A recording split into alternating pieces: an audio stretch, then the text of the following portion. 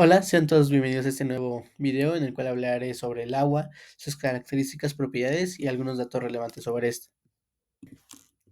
Bueno, me gustaría comenzar dando una pequeña y breve introducción a qué es el agua. Bueno, el agua es una de las sustancias más abundantes y esenciales para la vida en la Tierra. Es una molécula compuesta por dos átomos de hidrógeno y uno de oxígeno, lo cual le da su característica mm, fórmula química H2O. Estos átomos están unidos mediante enlaces covalentes. A su vez, la molécula del agua adopta una geometría no lineal, pues el átomo de oxígeno es más electronegativo, lo cual significa que atrae más los electrones compartidos. Bueno, una vez dada esta introducción, hablaré un poquito sobre la estructura del agua y la formación de la polaridad. Bueno, la molécula de agua tiene una disposición angular, con un ángulo de aproximadamente 104.5 grados entre los dos átomos de hidrógeno. Esto se ve debido a la repulsión entre los pares de electrones no compartidos del oxígeno. Debido a que el oxígeno es más electronegativo que el hidrógeno, significa que atrae con una mayor fuerza los electrones compartidos en los enlaces covalentes. Lo anterior genera una distribución desigual de la carga, con una región parcialmente negativa en el átomo de oxígeno y unas regiones parcialmente positivas en los átomos de hidrógeno. Lo anterior ayuda a crear una diferencia en la distribución de la carga, lo cual le da una naturaleza polar a la molécula del agua y a su vez esto facilita que sea y que funja como un disolvente universal. Bueno, a continuación hablaré sobre la angulación de los enlaces y los puentes de hidrógeno en las distintas fases del agua. Bueno, el ángulo de 104.5 grados en la molécula de agua es crucial para sus propiedades físicas y químicas, ya que si este ángulo fuera diferente, la polaridad de la molécula cambiaría, afectando su capacidad de formar los puentes de hidrógeno, y en consecuencia las propiedades que tiene como solvente, al igual que sus puntos de fusión y de ebullición. La geometría de la geometría angular, perdón, de la molécula también contribuye a una alta constante dieléctrica del agua. Bueno, ¿esto qué nos indica? Lo anterior significa que facilita la separación de los iones en soluciones acuosas. Bueno, a continuación les voy a hablar un poquito de los puentes de hidrógenos presentes en las distintas fases del agua, que como sabrán son tres: sólido, líquido y gaseoso. Bueno, los puentes de hidrógeno, como les comentaba en el video anterior, son interacciones entre la carga parcial positiva de los átomos de hidrógeno de una molécula de agua y la carga parcial negativa del oxígeno de una molécula vecina. En el estado sólido o de hielo, las moléculas de agua forman una red cristalina ordenada, con cada molécula estableciendo cuatro puentes de hidrógeno, lo cual crea una estructura abierta y menos densa. Es por eso que el hielo flota en el agua, pero a continuación les explicaré un poquito más de eso.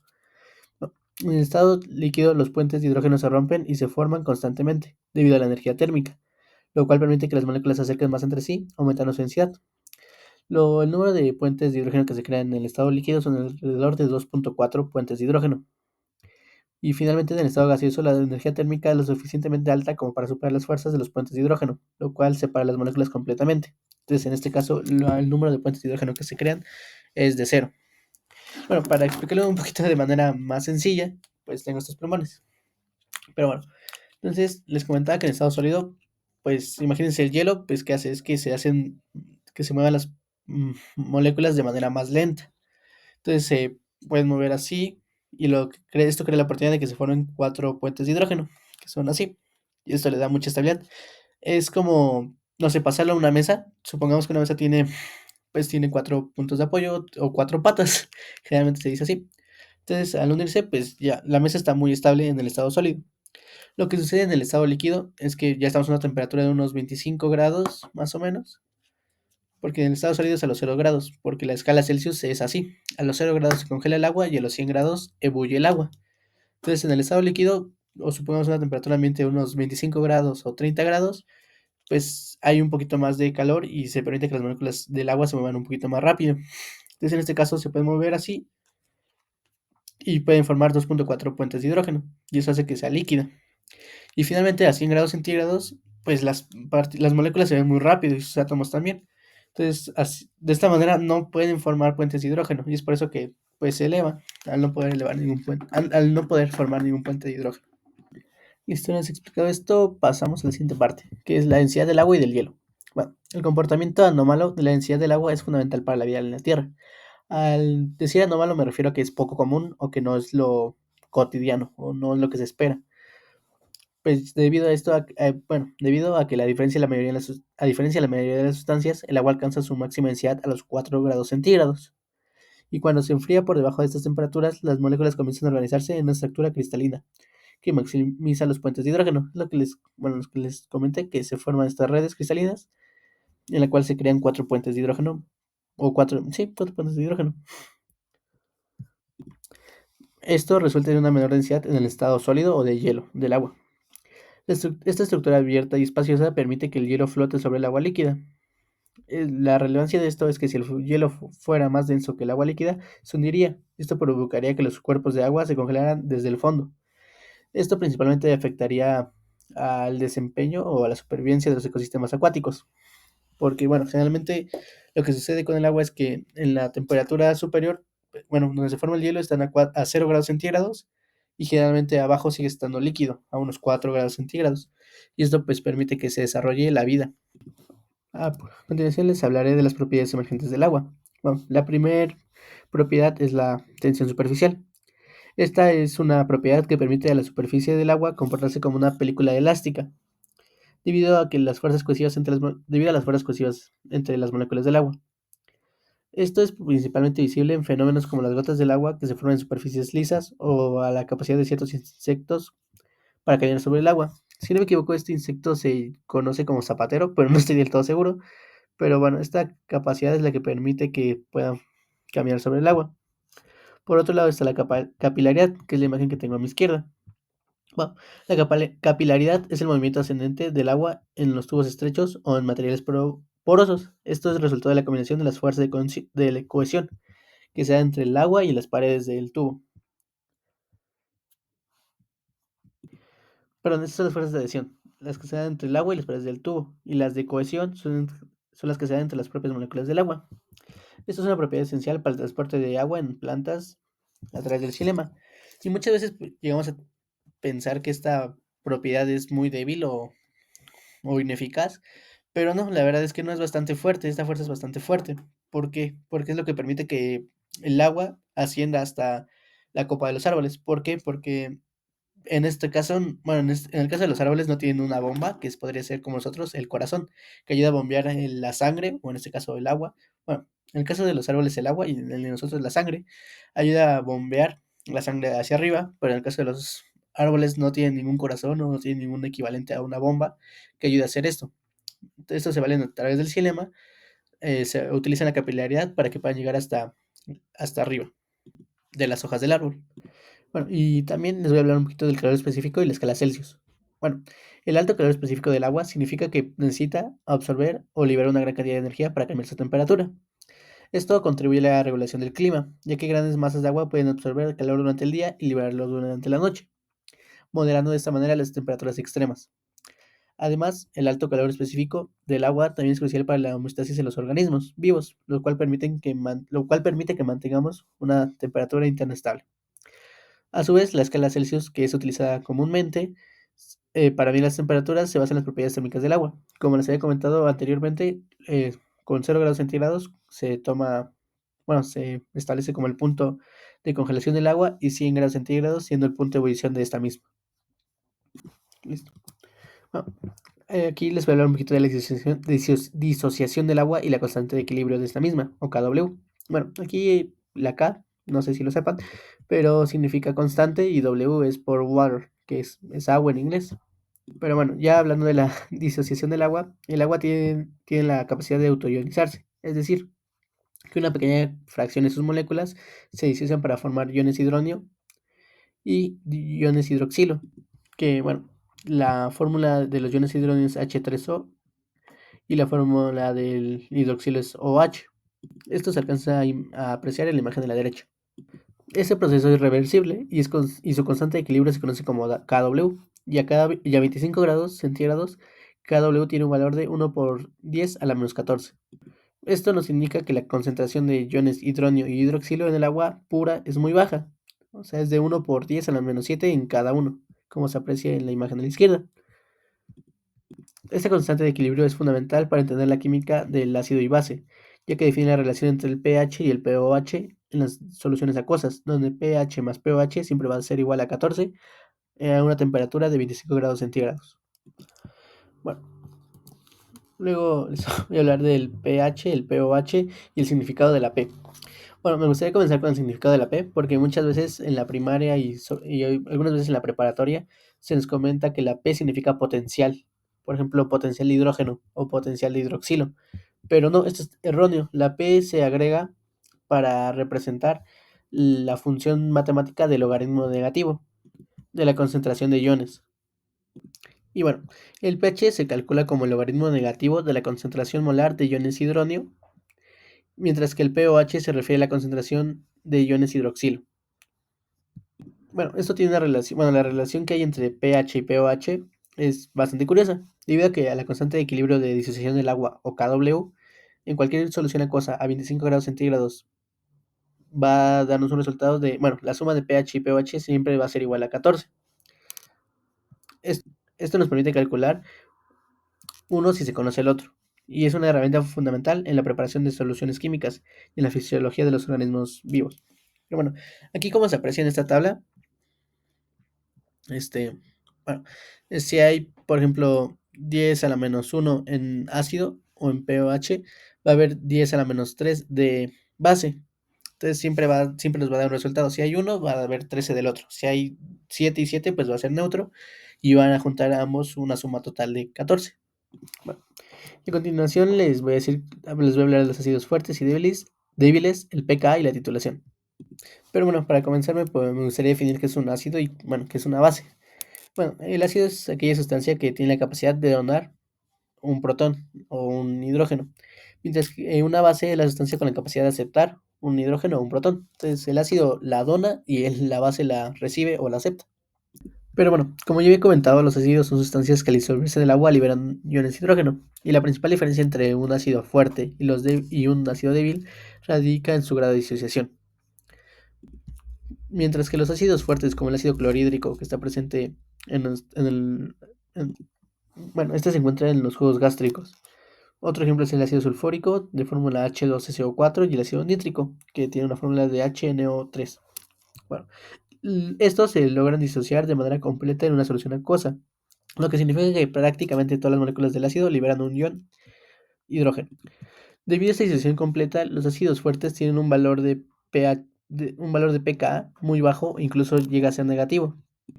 Bueno, en contraste, los ácidos débiles como el ácido acético, que generalmente se encuentra en el vinagre, o el ácido carbónico, es que estos se disocian solo parcialmente, lo que significa que solo una fracción significativa del ácido permanece en su forma molecular no disociada. Esta disociación parcial produce una menor concentración de iones hidrógeno en una solución, y por ende el pKa es menor.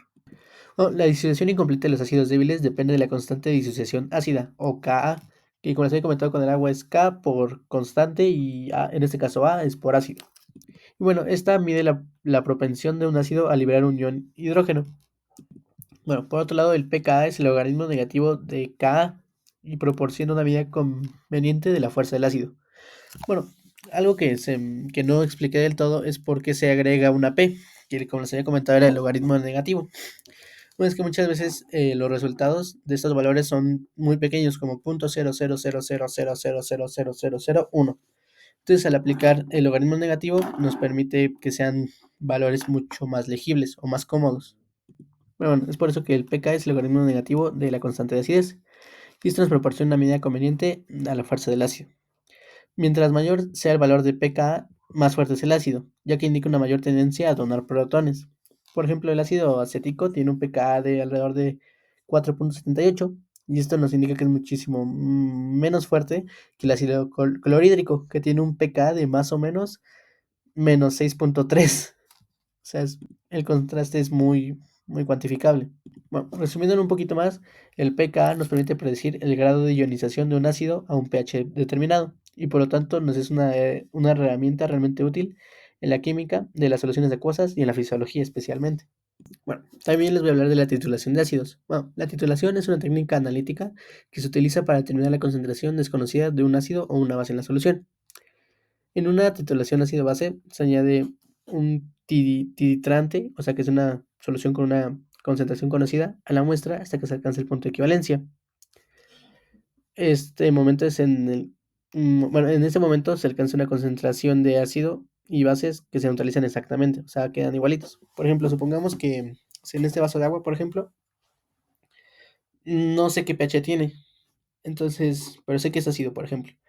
Entonces lo que hago es ir agregando una solución de la cual conozco su concentración, entonces agrego, no sé, un ion hidroxilo, por ejemplo. Todavía sigue sin ser neutro, o sea, todavía no llega al punto de equivalencia, entonces agrego así, así, así. Supongamos que añadí 4.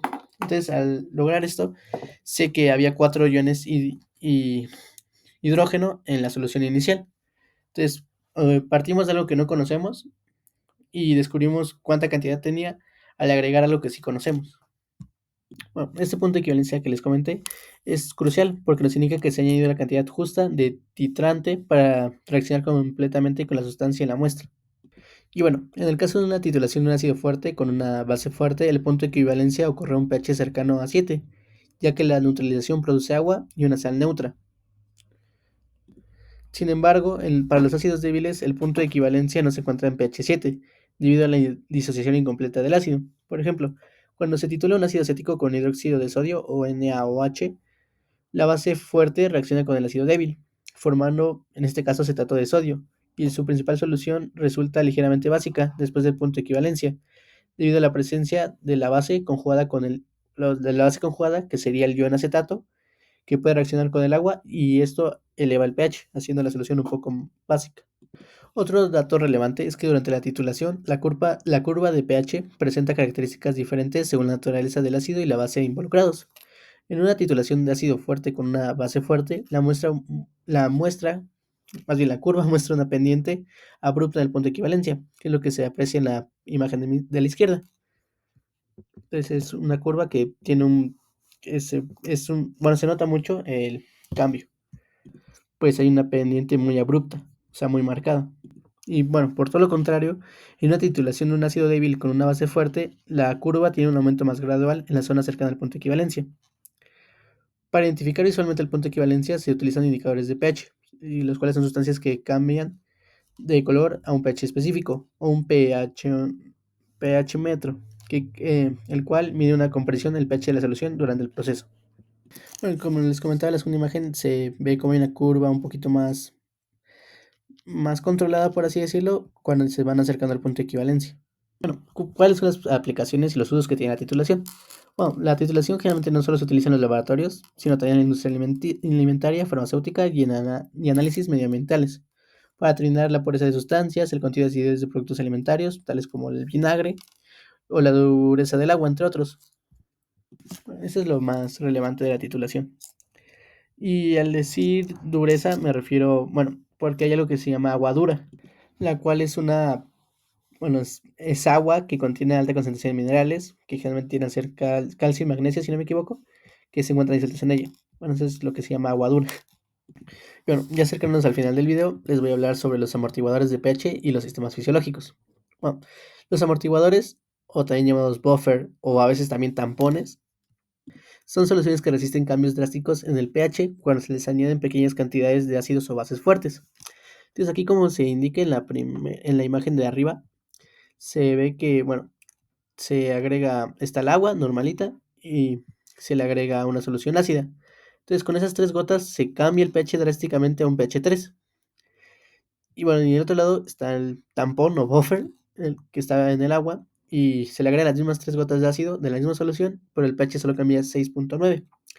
¿Por qué son importantes los buffers? Bueno, a continuación les voy a mencionar un poquito más de esto. Pero su principal función es la de resistir los cambios drásticos en el pH. Estos consisten en un ácido débil y su base conjugada, o una base débil y su ácido conjugado, los cuales actúan neutralizando los iones de hidrógeno o de hidroxilo añadidos. Esto es debido a que el ácido débil puede reaccionar con los iones hidroxilo, para formar agua, mientras que la base conjugada puede reaccionar con los iones hidrógeno añadidos, minimizando el cambio de la concentración de protones libres. Bueno, y el rango de acción de un amortiguador está determinado por el valor de pK del ácido débil y es efectivo entre un intervalo de más o menos 1. O sea, si el pK del ácido es de 7, el buffer va a actuar en 6 y en 8. Y si es de 5, va a actuar en 4 y en 6, y así. Entonces, por eso dice que es más o menos 1. unidad en el pH en torno al pK. Esto es vital en la química biológica y en la fisiología, pues muchos de nuestros procesos biológicos solo pueden ocurrir dentro de un rango de pH específico. Bueno, y a continuación les voy a hablar del sistema bicarbonato y fosfato. Y bueno, el sistema amortiguador del que les voy a hablar primero es el de bicarbonato. Este es uno de los más importantes en la regulación del pH de la sangre, ya que este sistema se basa en el equilibrio entre el ion bicarbonato, que tiene una fórmula de HCO3, y el ácido carbónico, que tiene una fórmula de H2CO4. Cu- Cuando el pH sanguíneo, no, perdón, la fórmula del ácido carbónico es H2CO3. Bueno, cuando el pH sanguíneo desciende, o sea, cuando hay una acidificación, el bicarbonato neutraliza el exceso de iones de hidrógeno, y esto forma ácido carboxílico, el cual luego se convierte en dióxido de carbono, que como supongo que ya saben, tiene una fórmula de CO2 y agua. Bueno, entonces se convierte en dióxido de carbono y en agua. Y el dióxido de carbono puede ser eliminado del organismo a través de la respiración. Esto nos permite regular el pH de manera dinámica. Esto porque es importante. ¿Por qué? Porque la sangre tiene un pH muy específico, que va alrededor de 7.35 y 7.45. O sea, es un poquito básico. Pero si hay un cambio drástico en el pH de la sangre, puede terminar en complicaciones médicas bastante graves o incluso en la muerte. Entonces, por eso este sistema, bueno, este buffer es muy importante.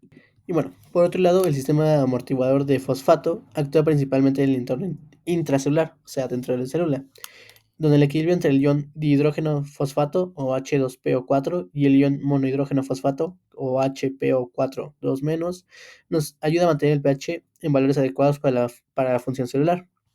Este sistema es esencial, bueno, especialmente relevante en la orina, donde contribuye a la excreción de ácido y el equilibrio ácido-base del organismo. Algo importante a recalcar es que además de estos sistemas, las proteínas también pueden funcionar como amortiguadores, debido a que poseen grupos funcionales ionizables, que pueden aceptar o donar protones en función del pH del entorno. La hemoglobina, por ejemplo, actúa como un amortiguador en la sangre, al interactuar con el dióxido de carbono y los iones de hidrógeno durante la respiración. Bueno, a continuación voy a hacer un video sobre las proteínas, entonces pues solo es una pequeña introducción a lo que después hablaré sobre ellas. Pero bueno, nuevamente aquí hay algunas referencias por si por si a alguien más le gustaría ahondar en el tema. Considero que también es muy importante, al igual que el anterior. Bueno, eso sería todo por el video de hoy. Muchas gracias y espero les sea de utilidad. También si hay alguna duda o algo que exista, me lo pueden comentar. Muchas gracias.